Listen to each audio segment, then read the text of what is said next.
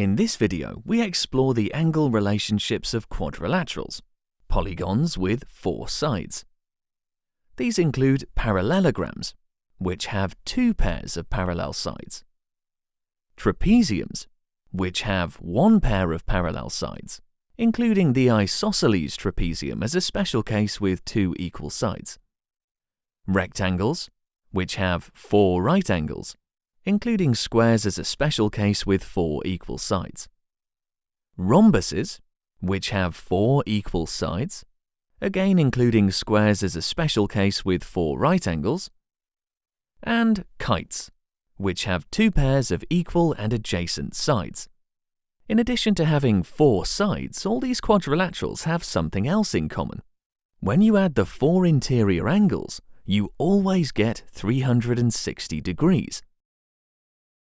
Now, this is obvious for squares and other rectangles with 4 right angles, but it's not so obvious why this is the case for all the other quadrilaterals, until we realize that any quadrilateral can be cut along a diagonal to give 2 triangles. And since the angle sum of each triangle is 180 degrees, when we join these together, we see the angles in the quadrilateral will add to 360 degrees. It doesn't matter which diagonal we cut, we always get 2 triangles. And so we can simply say that for any quadrilateral, the interior angles will always add to 360 degrees. So, given these 3 angles inside a quadrilateral, including this right angle, we can easily work out the 4th.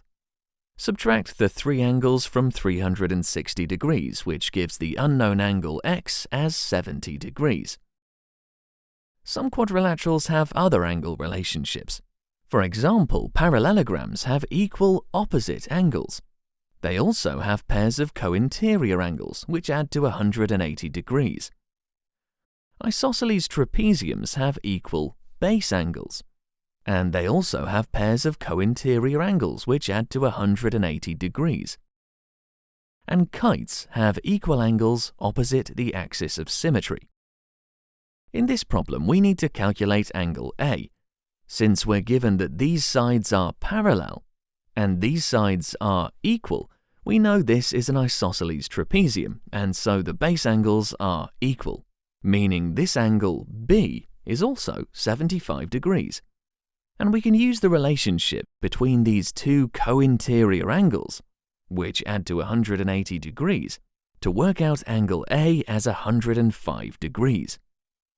We often show the working with abbreviated geometric reasons for each step. Finally, in this problem we can find angle x by recognizing the quadrilateral as a kite, having 2 pairs of equal and adjacent sides. We use kite symmetry to recognize these equal angles, and we can apply the angle sum of a quadrilateral, subtracting the given angles from 360 degrees, and then dividing by 2 to give angle x as 115 degrees. And we can show the working with abbreviated reasons.